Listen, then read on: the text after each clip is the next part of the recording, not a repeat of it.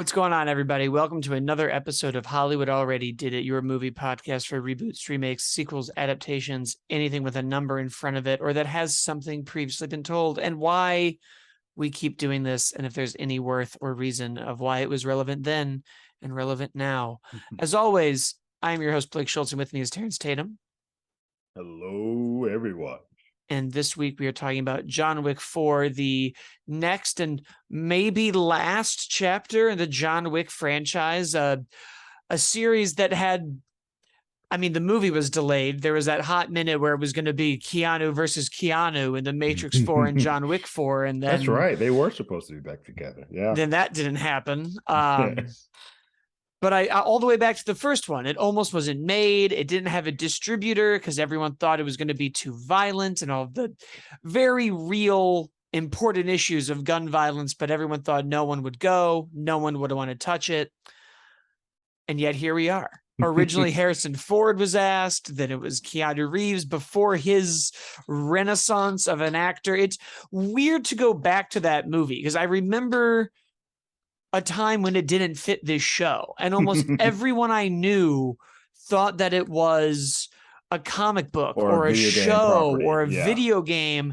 And like the idea of an original R-rated franchise was mind-blowing. No one even couldn't even wrap their heads around it. I don't understand.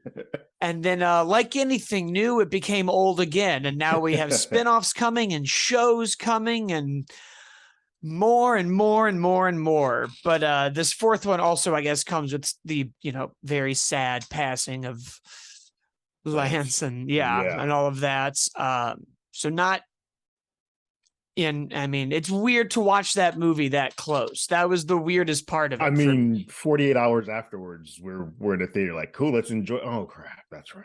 It is. It's a hard thing because he's so entrenched with this.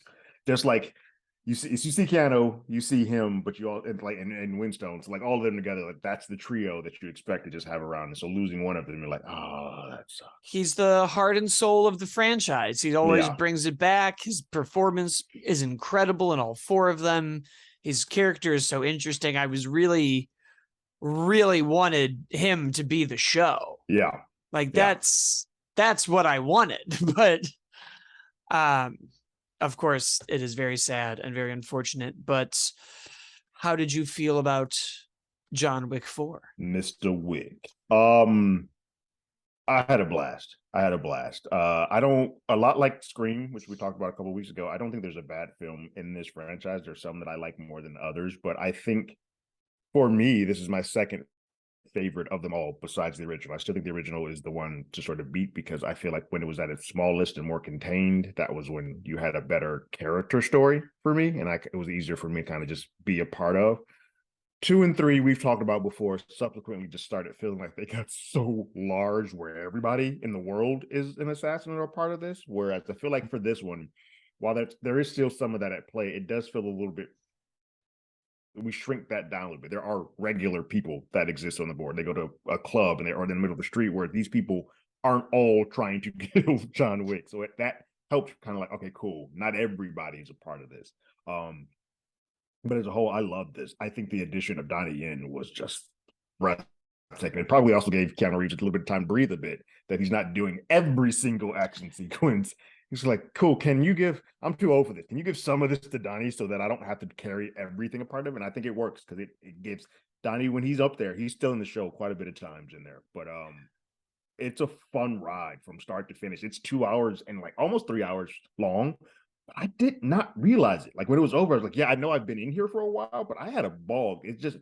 It takes a minute. It's like about a 15-minute ratchet up. Like we got to catch up and close some loose ends that we have from 3. And then it was like, off to the races. We are never going to let you breathe again from this point on. And I enjoyed every moment of that. There's some action sequences in there, which we'll talk about, that are just stupid. I agree. The pacing is what was the most impressive, because I feel like I'm seeing more and more of the sentiment that I share of once you're past 90 minutes, you really got to I'm earn done. Right. that time now. Mm-hmm. And this does earn it. Donnie Yen, every other character we add, we did go from being so big that it was untenable, and taxi drivers are now getting coins to drop them off, and everybody's aware of this other currency that the globe uses that's independent of all the other currencies. Right. It's like the Continental has their own NFTs and cryptocurrency languages. But we zoned back in, and I thought we did a really good job by bringing in Donnie Yen of showing the like cycles that this has, because the first movie is so the Taken-esque formula. Something bad happens, I'm gonna go mow down everybody who did it to me. There's a lot of like, are you back? Is he back? The Baba Yaga. Oh no, look what, well, you've done this, and now you're gonna break the whole thing because you didn't let this guy rest. And then 2, somebody shows up with a marker and is like, turns out you can't get out. You can't retire. We own you. Do this favor for me.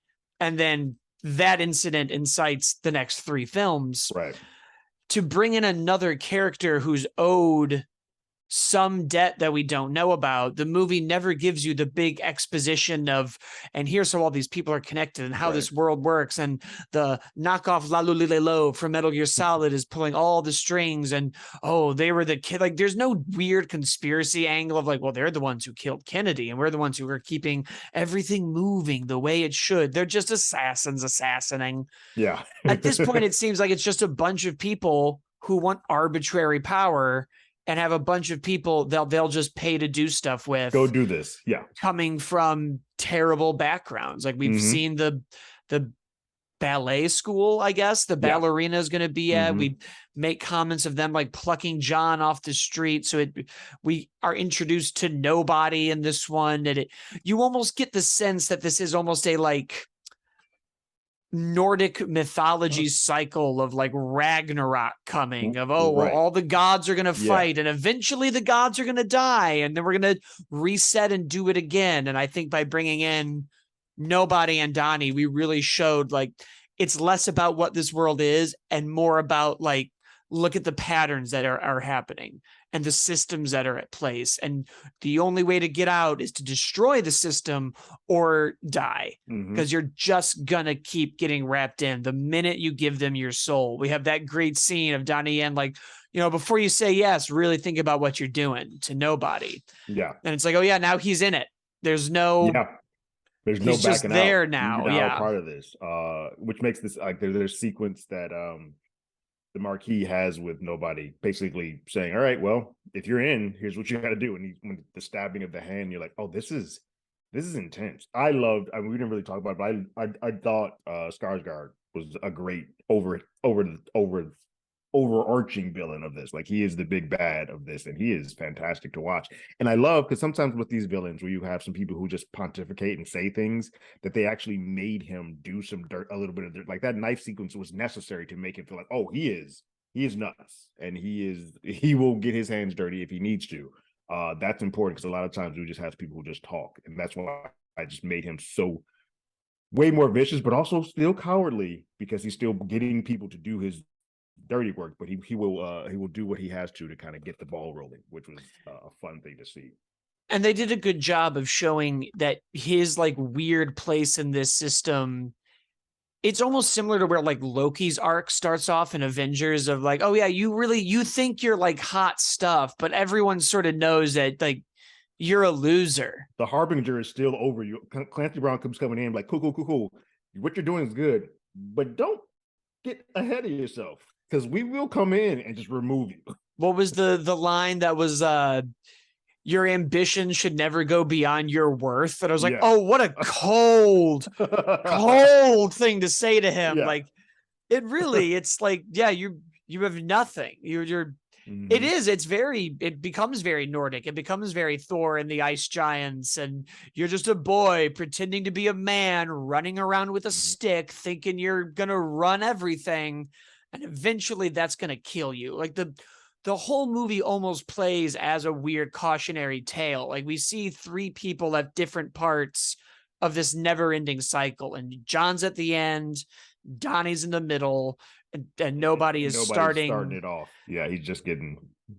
And next to that, you have somebody who thinks he's like rising up in this system and then just lets that get the best of him because he just keeps having this, I want the name and the legacy and I want to matter. And at the very end, it's I want the coup de grace. I claim it. Yeah, I want it. And even when they shot it, I was like, he's not paying any attention to what's happening. I know. I was like, I saw it and I was sitting there like, they have to make a play on this, and they do. And I'm like, oh, his hubris just got in his own way. Like he was so in his head of like, I'm now getting my final shot. I'm taking it out and not paying attention to the surroundings. And it was a very cool way of dealing with some relatively like bigger themes and ideas in like the most condensed, quick, and effective way. Because you can just shut it all off and watch these incredible action sequences. Right. Speaking of things that I don't think we've ever seen in a movie before, like originality and why are we here and what are we doing goes so far beyond the script or the themes or the relatability of today.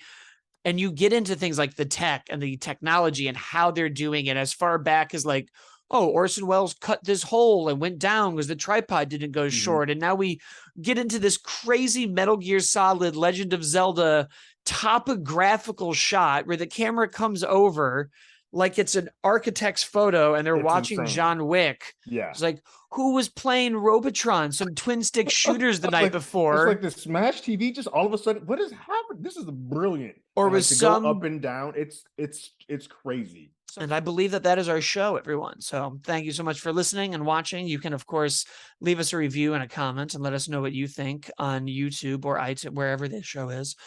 And you can follow me at As Always Blake. Terrence is at Terrence Tatum. The show is at Hollywood ADI on Twitter, Instagram, and TikTok, I believe. And we will see everybody next week for Dungeons and Dragons. Later.